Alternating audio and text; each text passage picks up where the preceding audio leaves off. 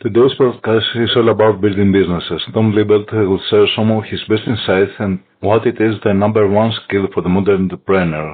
Let's find out some more information. Hello, I'm Dave Stansiou. I'd like to welcome you on the new episode of Leadership Execution Podcast, a podcast for leaders who would like to make a difference. My goal is to inspire you to take the initiative to change what no longer works and to provide you with the necessary strategies, approaches and tools to achieve that. Without delay, let's start with today's topic. First, I want to introduce you to Leadership Execution Podcast, and I'm glad to be here, and I hope you're glad to be here as well. Yeah, for sure. First of all, I want to ask you who Tom Libelt is. I don't know, man. Okay. I have no idea. Just me. These are like existential questions, right? Like, what's the meaning of life? I try to open up with open questions because this helps a lot to warm up a little bit place. Defining you, it's the best possible way for me and for my audience to know what you are and what you're doing in your life. I mean, first of all, you're from Poland, which is a place that has a lot to achieve for and to be proud of. And I moved to the U.S. when I was about 10, so I spent most of my time in the U.S. and I do go back to Poland like once every 2 years for a little bit, but I don't feel like I belong there anymore. So it's kind of a tough situation. I like it a lot, but I just I don't fit in. When I speak even to my family and the people there, it's just we don't see things the same. I think it's just too much of a culture difference now.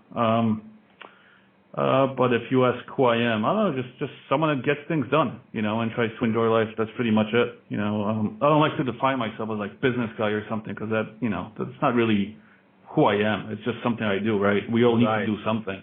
Yeah. This is something that I'm going to ask you later on, but you're going to define yourself as an entrepreneur, as a digital nomad, or as something else?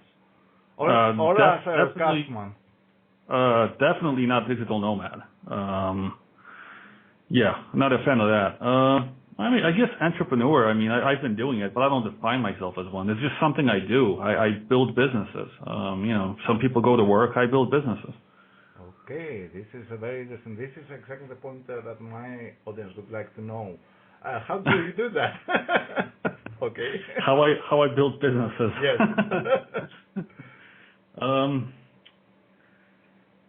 It starts with ideas and then execution, right? So usually you need to come up with something that you can fulfill or your team can fulfill, even better. You try to position it in the market and then match an audience with the positioning, right? And that's all it really takes to make money, right? It's just getting an idea, executing it, positioning it correctly, and then finding an audience that will buy it. If you can have something that's recurring, even better. If it's productized, even better. If it's something like an online course where you don't have any fulfillment, even better. But if not, services are a good place to start. You trade time for money. Eventually you can become either a boutique, which means you will have a couple of very highly paying clients, and that's fine. You can go the agency route, which is a lot of hassle, but it's fine too. You got a lot of people you're going to manage and just a lot of nonsense, but it's fine. Or you will figure out something that is in common between all your clients from the service, and you create, once again, either an online course or productized service or something. We all try to get away from fulfillment, right? So yes. As long as you have to fulfill what you're selling, that's a pain. Even if it's highly paid, it's still a pain. So that's what we try to get away from. But it's a great place to start. It's the easiest. Like, if you took everything I have away, within a week I could make 5,000-10,000, and that's with services, just because of my skills. But is that a long-term thing? I don't know. It depends on you. I tend to burn out, so I like to do services, figure out what's working, and then stop the fulfillment, have someone else do it, or just come up with something else. But yeah, there's different ways of going around this. Yes, I understand completely because I do a parallel life as well. I'm a consultant, I do blogging and I do now podcasting and I try to balance all that, being a father and being, having all of the responsibilities on all that. And my team is more loose than the one you described. Yeah, I think it's possible, but you need time, room for thinking to find the ideas. Yeah. You got to make time for thinking. Yeah, it's definitely. Yeah, cause, so you see it, right? Like you're trying to constantly, get clients and, you probably think the best way is podcasting and blogging. So you're putting your time into that. Then you get some clients and you got to do the fulfillment. So you're not selling at that point, right? And then the clients start leaving, you get more clients and it's a never ending loop, right? So, it doesn't stop. Like you're going to be doing that forever unless you figure something out.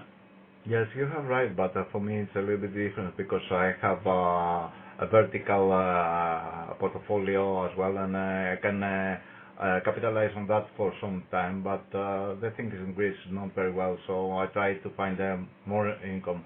As many things, I think you can do anything you like as long as you can pay your bills at the end of the month, and that is the main thing because. When you have a family behind you, you need to make a priority of that. So I'm not quite certain how the things work around. I'm just describing my type of work. Yeah, but still, when you said consultant, if you're a consultant, you got to fulfill, right? You still trade. You have to. Yeah, you got to deliver. Yeah, but when you're delivering, you're not selling. Right? So it's always this, cat and mouse situation. Should I be selling or delivering right now? But if I sell, I got to deliver. So do I even want to sell it? It's this thing, that just never stops. That's what I mean. And making money, paying bills is fine. But the whole point is to make more than you spend. That's how you get richer, Yeah. Just paying bills, that's easy. Surviving is easy, but it's like, there's no point because it doesn't stop. It's not making you wealthier, right? So it's all about just, you got to make as much as possible. So you keep putting money away, and at some point, you become financially independent, and then you do whatever you want. Yeah, totally agree with that. And that brings me to the next question. What was the incentives for you to move to a full-time business builder job? So I've always been into selling and trying to do my own thing, but there was a time where I felt like, okay, I'm a pretty good salesperson, but I'm not great. I don't understand why it's working. I don't understand the stuff I'm doing wrong. So I started training at a lot of different corporations where I pretty much got sales jobs, right, in New York, and I was going from one to the next. They trained me that, I hit the streets, hit the phones, whatever, because I did retail, outside sales, inside sales, and I realized, there's a method to it, and I just kept on practicing, The good thing was I got a lot of training, paid training, right, by big companies, and they went out with me, they helped me figure it out. And at one point I just felt like, okay, I can sell. The thing is, if you can sell, you'll always be fine, right? Like that's the main thing. If you can't sell in your business, you don't have a business. I can sell. So that's all I needed to make that step, right? Like I was like, okay, well, whatever I need to do, I can sell it. So, doesn't really worry me. Like I have a really high closing rate. And I don't put in much effort into, the podcasts or blogs or anything like that. I'm very strategic, but I have leads coming in and I close them. So, I think as long as you have, a couple of skills, like how to influence, persuade people, how to present in some way, and that's why doing a podcast is awesome. It helps me refine how I present things. And selling, as long as you can do those, you're fine. Everything else can be hired out. Okay, so that brings me to another question that I want to ask very much. What is your daily habits that help you to be a builder, an entrepreneur, and a founder of companies? How do you find the time to keep up with all these things without leaving behind the important things in your life? You try to be free, to get freedom to do the things that matters most to you, but you have to do all the rest things. So I'm a sprinter, right? So I don't work as much as you would think, but when I sprint, I work super hard. And it's the same thing at the gym, right? I don't go to the gym for hours. I go for a shorter time, but I hit it super hard. And that's the thing. You can knock out a lot of tasks if you are in the mood if you have it as a habit, and if you're focused, you can do a lot. I can do more in 2 hours than a random business person can do in a week. Because I'm just going through things, right? So a part of being able to do that is you need to rest and you need to think. So you got to make a lot of time for that to do that. If you're doing like nonsense, like answering emails and dealing with customer service, putting up blogs and podcasts, that stuff should be hired out. You shouldn't be doing that. You got to figure out what's the 80-20 of your business, right? What's the things that makes money? And for me, that's actually selling to a customer. So when someone wants to get on the phone, bam, I sell them. Doing a podcast, networking, and with my business, it's the strategy and then doing the high-level tasks. Anything lower, like, design a sales page, I'm not doing that. Doing all the technical stuff that needs to be done to hook things up, I'm not doing any of that. Designing, graphics, all that, I'm not touching it, because it's not a good use of my time. I could play with Photoshop. I used to like it, but it's just not a good use of my time. That's a $5 or $10 an hour job, right? The stuff I do needs to be between $100 and $350 an hour for me to touch it, and if it's not worth it, because I know I can make that. I can just do coaching if I just want to completely trade my time for money and just get that. So it helps me when I define how much I'm worth, and then making sure I don't do anything below that wage. Just hire it out. So you basically outsource and automate a lot of things around. I do. Yeah, I'm good at systems. I'm good at automating. Yeah. And essentially, what you're saying is that you're an organized person outside of yourself. Yes, yeah, and I do that not only in business but in life, right? Like I have a person that cleans my apartment. I have a person that does my laundry. I have a person that helps with the cooking or does all of it. I have all that. I don't do things that I don't feel like are bringing me any value, right? Like these are low-level tasks, and they take a lot of time, right? So if you're doing them, that could be time spent thinking, right, or doing something else that's making you money. Like I can work for 1 hour and cover all that for a week. So why would I spend 6 hours on all this nonsense when there's people who are really good at it, professional, and that's what they do?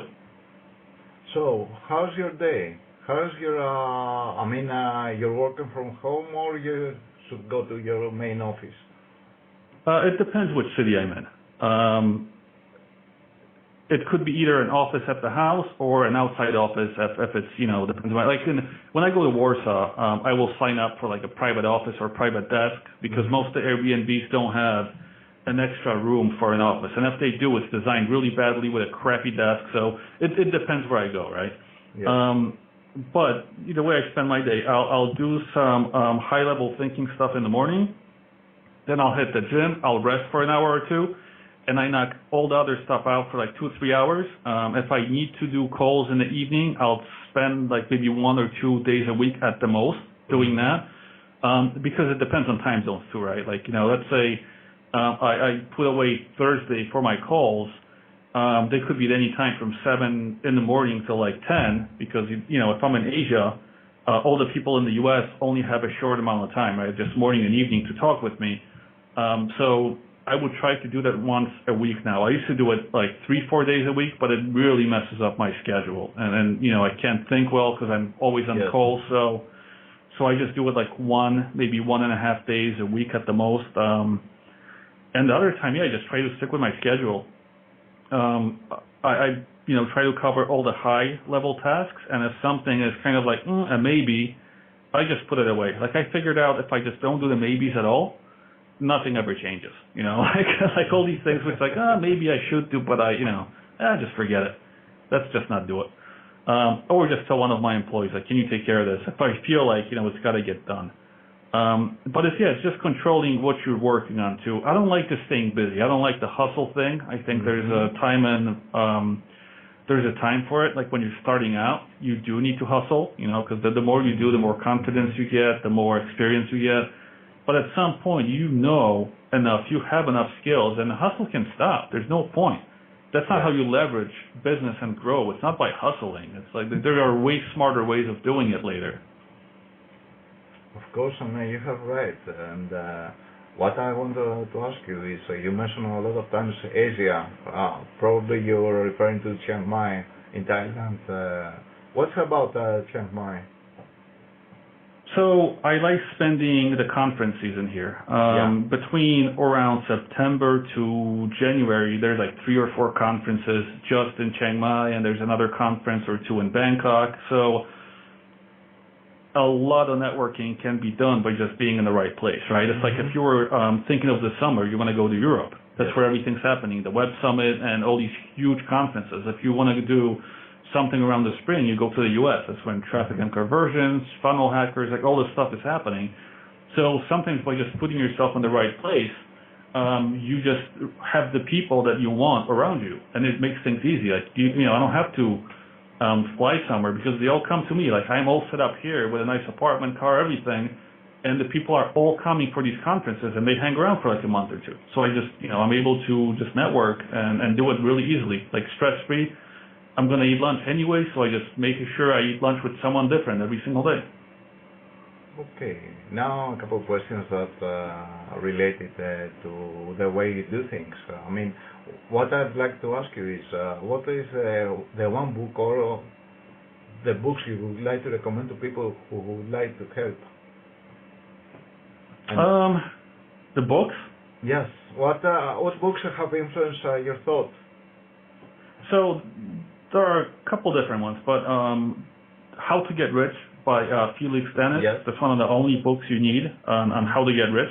He takes you through the journey that you're going to be going through. Cash Advertising is really good if you want to sell on the internet. I liked Total Recall. I recommended that to a lot. That was the biography of Arnold, and just an amazing book. And then there's a fiction collection, and it's I think starts with Shogun, and then there's a couple other ones, Noble House. Yes. It's all in one. Bravo. So those are, you're going to learn more from those fiction books than from almost any business book that's coming out recently. So those are the different types I recommend depending on what stage someone's in. But you don't need to read that much. And the stuff that's coming out lately, and I looked through these books, they're just rehashing a lot of old stuff, and some of these books could be summed up in 1 or 2 sentences. There's a lot of garbage coming out. So you can be busy reading, and you think you're doing something, but you're not. It's not helping you build your business at all. Yes, I totally agree with that. So, if you could give only one piece of advice to a new person that would follow your lead, to be an online entrepreneur or build an online business, what would it be that? Well, the main thing I see is people don't finish what they start. And this is why a lot of the people fail. Or they try to do things which don't make sense, right? So I'll give you one example from Chiang Mai, from a lot of people that I've seen. They try to build influence and a following before they have anything to sell. And maybe on paper that sounds like a good idea, if you're in school, but I think it's incredibly dumb. If you don't have anything to sell, what are you doing it for? Like, it's better to build something or have something to sell and then figure out, how do I build the audience or influence to get them to buy this right now? Because what's the point of, working for 3-4 months trying to get views on YouTube? There's no point if you have nothing on the back end. And then, if you do build it, and you're just like, okay, if I have an audience now, I know what to sell them. I don't know. It barely ever works out that way. It barely ever does. Like, I've had some influencers on my show. They had like 2-3 million people following on Twitter, writing books about getting following and all this stuff, and they went broke. And I'm like, well, if you spent all this time, you have 3 million followers, and you're going broke, like that's the dumbest thing ever. Why would you even do that? Yeah, it doesn't make any sense at all. So I don't know. I'm not a big thing. Like, it's better to have 1,000 really loyal fans or 100 than all these millions of people. Like, I told this to my girlfriend too. She's on Instagram, trying to get followers, and then she'll get like 1,000, get super excited, and I'm like, tell them to buy us a pizza. See how much they're worth, and she can't even get them to do that. You know what I mean? Like, it's nonsense. Yeah. It's a complete waste of time. It's better to be an influencer rather than be a person that is followed by 1,000 or million people. The problem with the social media is that make it give the impression to the young entrepreneurs that they can do everything without really hard work, because social media needs a really hard work behind that to reach loyalty, a level of loyalty that can move around things. So the problem is that many people think that everything is like push button. Yeah. I've actually seen an ad on Facebook with like a 365-day marketing content plan, right? And it's like it says if you put out this content, which is like really crappy memes and different sayings and things like, you're going to make money. No, you're not. Well, look, like I can put a strategic post once in like 2-3 months and be booked for those next 2-3 months. Like, putting out just content randomly that doesn't make sense is not going to get you any customers or likes. People like, I always think like when someone's putting out too many quotes and things, I'm like, this person's not successful at all. Because they have too much time on their hands and they're doing stupid stuff. But I've seen this ad trying to sell it, and I was like, wow, it is even trend, more nonsense. It is a trend. I think that social media can solve many problems, as many other technological hypes that try to solve all the problems. The thing is, if you know how to solve a problem in your market, social media can amplify it, right? Yes. So I'll give you an example. Like when we do online course marketing in my business a lot, that's pretty much our focus at the moment. And if I come up with a new strategy, a new idea, and I write it out, and I know this is super valuable. Now if I go to a Thinkific or Teachable or one of these groups, right, because, they put all this work to make these groups and put that post in there, I might get 200-300 people liking it. I'll get calls immediately, booked. People want to become my customers. But it's just because I amplified the message. I'm not going to post every single day. I'll just wait till I have a really good idea. I'm like, okay, I need a few clients. Let me put this out, and I get new clients. So it's just being very focused and strategic about what you're doing. This is your strategic choice you made. I mean, you structure all your business around your strategic decision that align to your personal and professional goals. Yeah. And then social media, all it does is amplify things, right? It's like when you see a rich person, it's going to amplify their behaviors, right? Because they can do whatever they want now, so they're going to act how they would be acting. It just amplifies things. And that's what social media and marketing does. It amplifies your message. So if your positioning and message is garbage, you're amplifying garbage. And you wonder why nothing happens. So it's not a solution, to market and get traffic unless you got those things, figured out first. Like, does my positioning and message convert? And then, you amplify it and you get more clients. It's that simple. Okay, and one last question, if I may, Tom. If you could teach one thing to a person to make him himself autonomous in financial means, in personal means, in anything, what would that be? Well, spend less than you make if you want to become financially. I mean, that's the number one thing. You got to spend less than you're making every single month. It's a simple thing, but if you don't do that, you will never make it. This is an excellent advice. And I'd like to conclude our interview here, Tom. And I thank you very much for being in Leadership Execution. Would you like to add something? Not really. I think we went over a lot of stuff. When you mentioned digital nomads before too, I find the focus is not on business, right? So the digital nomad focus is more like traveling and understanding themselves and touchy-feely type stuff. A lot of hippie and vegan stuff going on, and it's great, but the focus is not on business, right? So I don't like hiring digital nomads. I find they have no skills and are pretty lazy and are not just good employees. And if you're someone trying to make a business as a digital nomad, get the travel and the nonsense out of your system first, and you're still going to have to focus and put in the work. Just like any other person, it's not going to come to you. It's not rubbing, two stones together or, abundance or something. None of that's going to happen. Like, you got to put in the work. You got to come up with a idea. You got to come up with positioning, a strategy, and execute. That's what it's going to come down to at the end.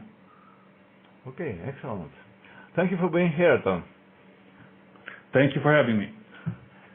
You're welcome. When we're ready, I'm gonna send you to check what we have recorded before publish it.